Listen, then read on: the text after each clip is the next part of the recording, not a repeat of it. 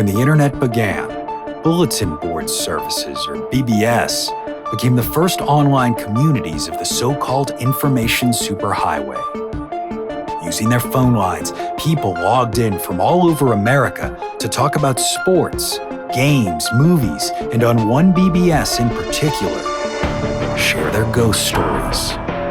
Over time, those communities all went dark, except for one lone server that continues to operate somewhere in an unknown part of Pennsylvania's Rust Belt. A relic of the 1990s, veiled in mystery, it is a digital archive of humanity's strangest encounters with the unknown, as told by the people who experienced them.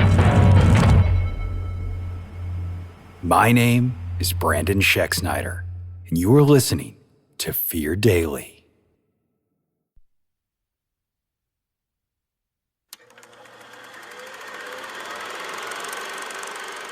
Subject, Shift After Shift, Part 1. User, RNGogo459. Posted, August 28, 1998.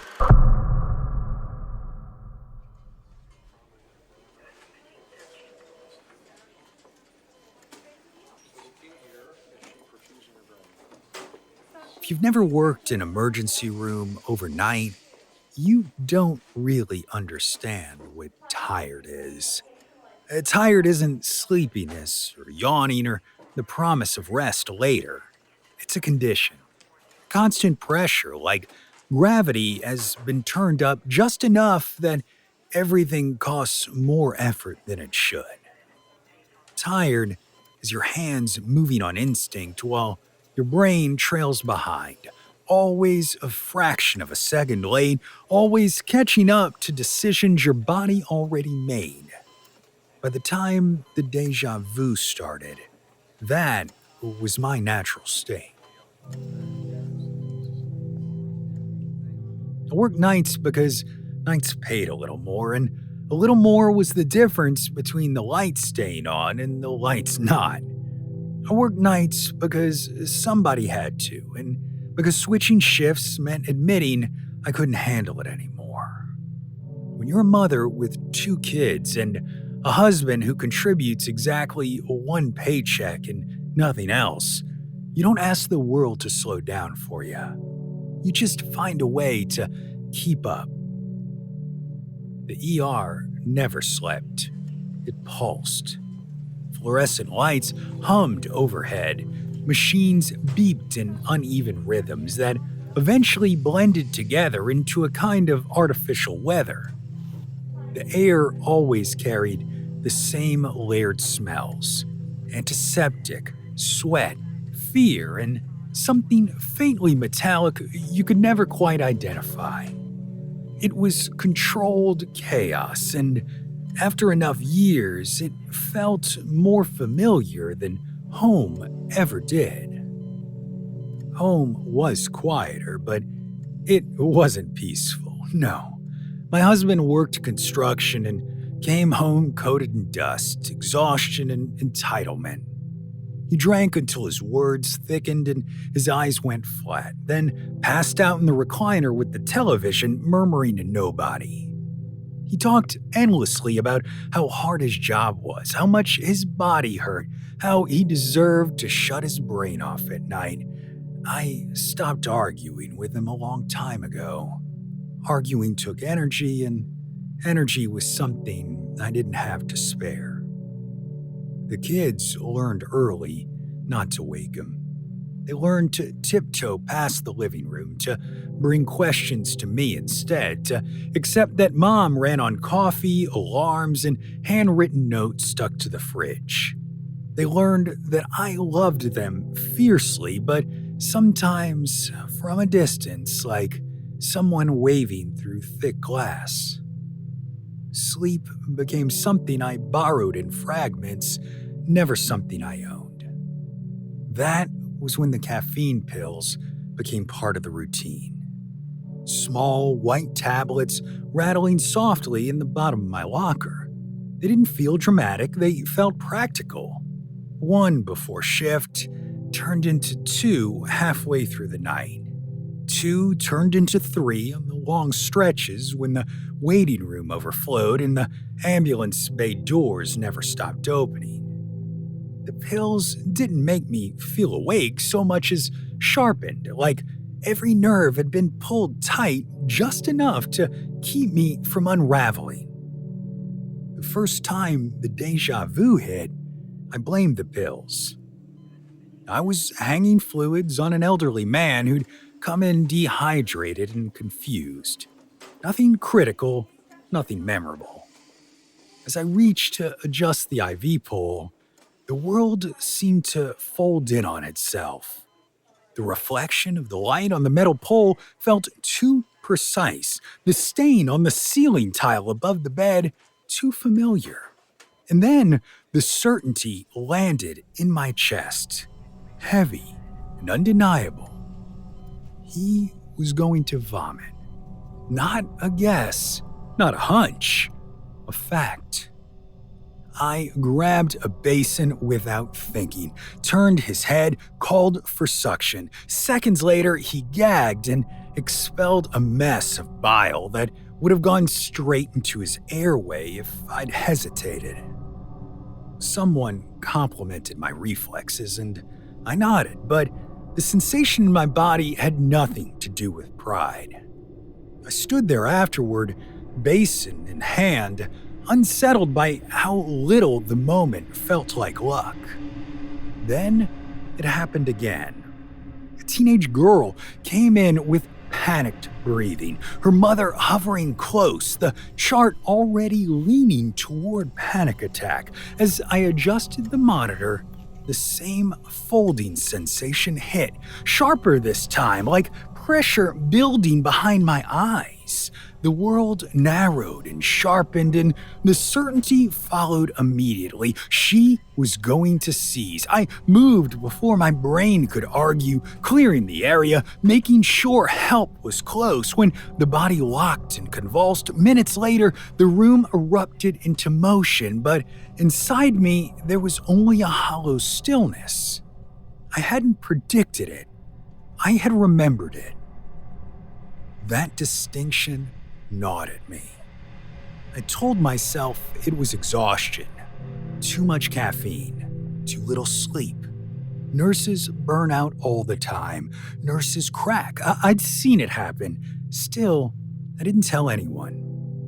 You don't confess something like that in an ER. You get sent home, evaluated, quietly removed from the schedule, and politely thanked for your service. So I kept working and the deja vu kept coming.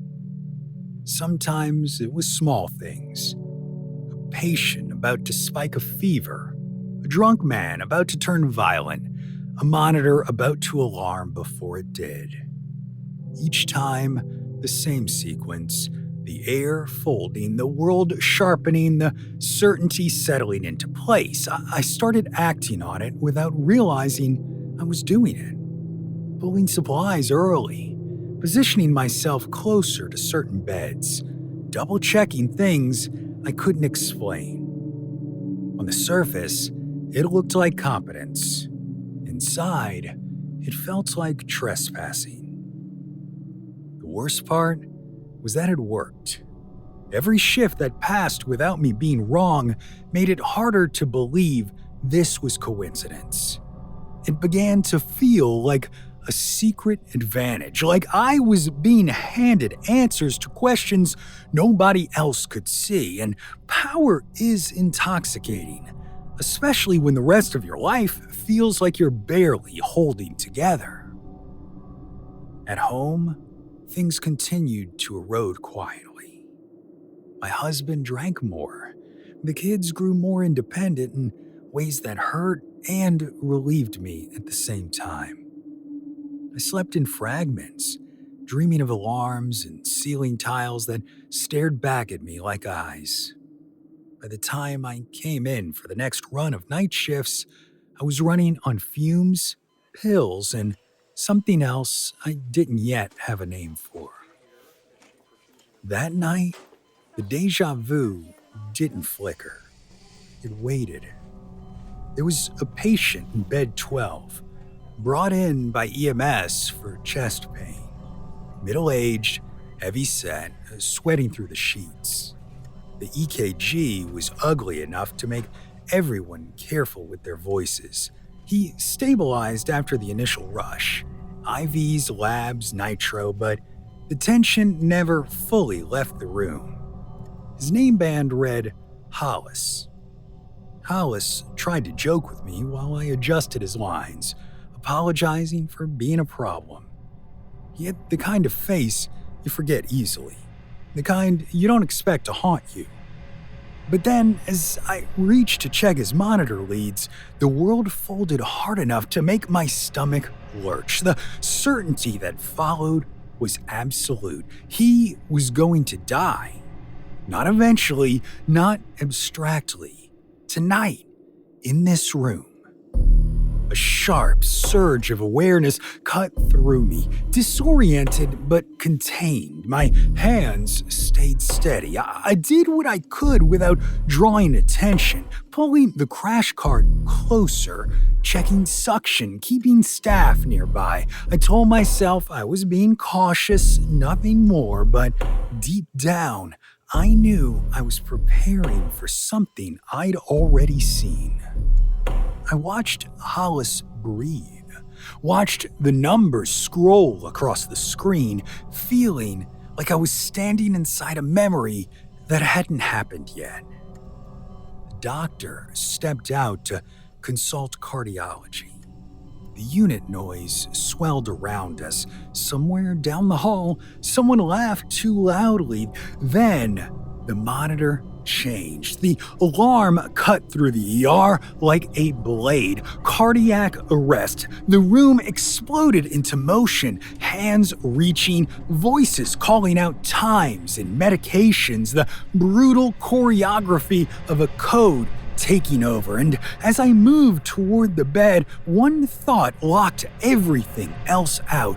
I had already seen this, not imagined it, not feared it, seen it, because in my mind, Hollis had died last night, and somehow, impossibly, he was doing it again.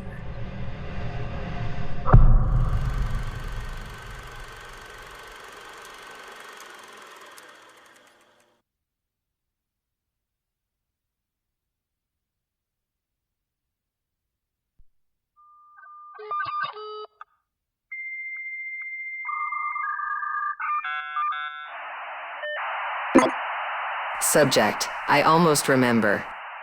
User, Whiskey Slingar. Posted, July 14th, 1997.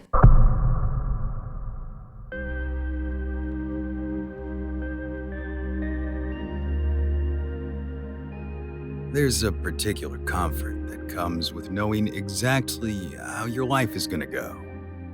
It isn't happiness, not really, but it's close enough that most people don't bother questioning it. You wake up, you go to work. You pour the same drinks for the same people. You listen to the same stories told with different levels of drunken enthusiasm. And you go home when the neon finally clicks off. Nothing surprises you.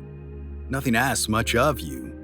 After a while, you stop asking much of anything in return. That was the life I had settled into, and I told myself I liked it. I bartended at a neighborhood place that had no real name anyone agreed on. The sign said one thing, the regulars called it another, and newcomers usually just referred to it as that bar on the corner.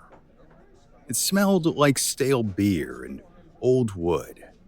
The floor sloped slightly toward the back, and the jukebox only worked if you threatened it.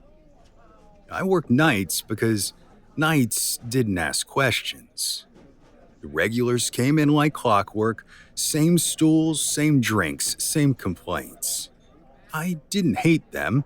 They were predictable, and predictable people are easy to manage. You learn when to nod, when to cut someone off, when to slide a drink over without being asked. I had built a small, stable world behind that bar, and I knew every inch of it. Sometimes, late, when the room was quiet and everyone had just settled into their cups, I'd catch myself wondering how I ended up here. Not unhappily, just curious. I think about other lives I might have had, paths that branched off somewhere behind me. The thoughts never stayed long. This life was fine. It fit. Then, one night, someone walked in who didn't belong. He came through the door unsteady, already drunk, wearing that loose, unfocused look of someone who'd been drinking elsewhere and decided to keep going. He was older than most of the crowd, with a face worn thin by years of use. He didn't scan the room or hesitate. He dropped onto a stool like it'd been there before, even though I knew he hadn't. I asked what he wanted. He asked for whatever was strongest. I poured it, watched him drink too fast, and told him to slow down. He laughed like slowing down had never worked for him. I kept an eye on him while I worked, expecting the usual slurred confessions, the kind that blur together after a while, but this one didn't blur. After his second drink, he started talking. Not to anyone in particular, just to the bar, to the room, to me by default. He talked about growing up in a small town, about a house that always smelled like damp carpet and cigarettes, about parents who were too busy or too tired to notice much. I half listened, wiping the counter, assuming this was headed somewhere familiar. Then he mentioned his sister. He said her name casually, but something in his voice shifted when he did. He talked about her being younger, about how she wandered, how she was always imagining things, always insisting she'd been somewhere else, lived some other life in her head. He laughed, but the sound didn't match the story. He said she went missing when they were kids, just vanished. No blood, no signs of a struggle. The town searched, the police asked questions. His parents burned themselves out on hope until there was nothing left of it. As he talked, the bar seemed sharper somehow. Sounds stood apart instead of blending together. The clink of glass, the hum of the cooler, his voice threading through it all. He said the strange part was what she'd told him right before she disappeared. That she dreamed about another life, another name, another place.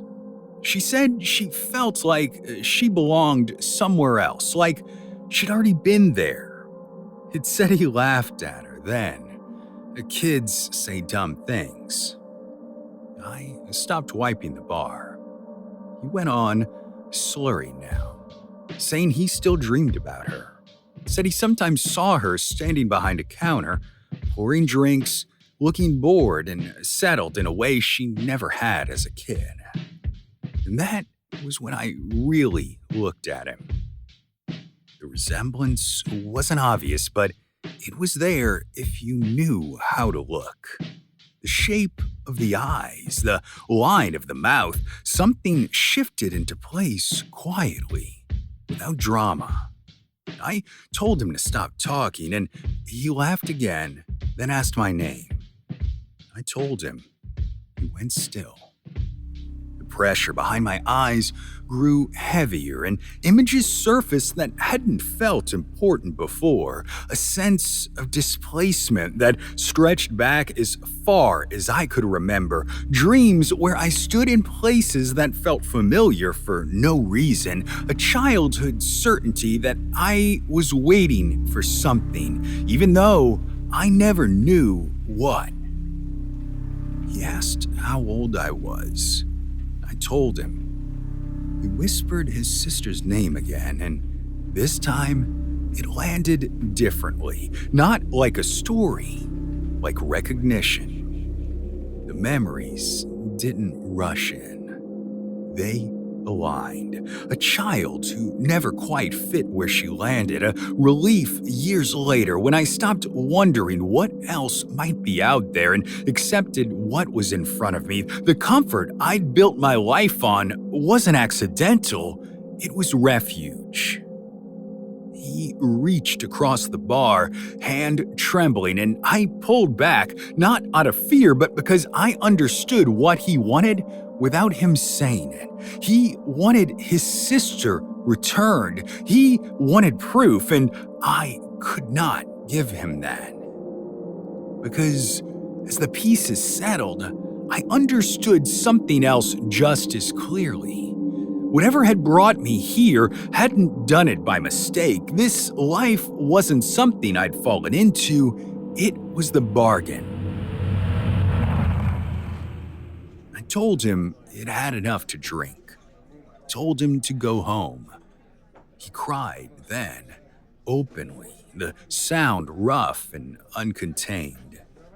When he finally left, the door closing behind him felt heavier than it should have.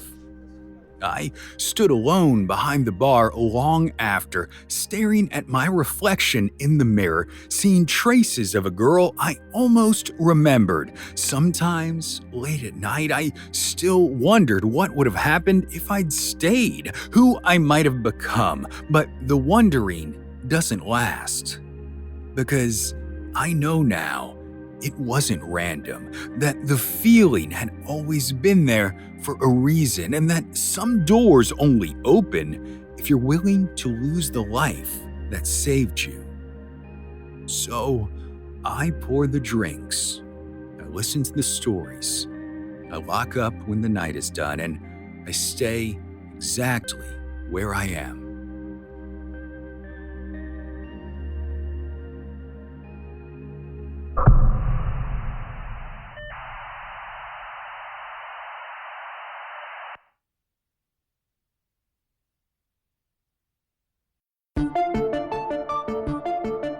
Fear Daily is an independent podcast hosted by Brandon Schexnayder and written by Brennan Storr, with Joanna Smith serving as the consulting editor, audio production by Rachel Boyd, and sound design by Southern Gothic Media.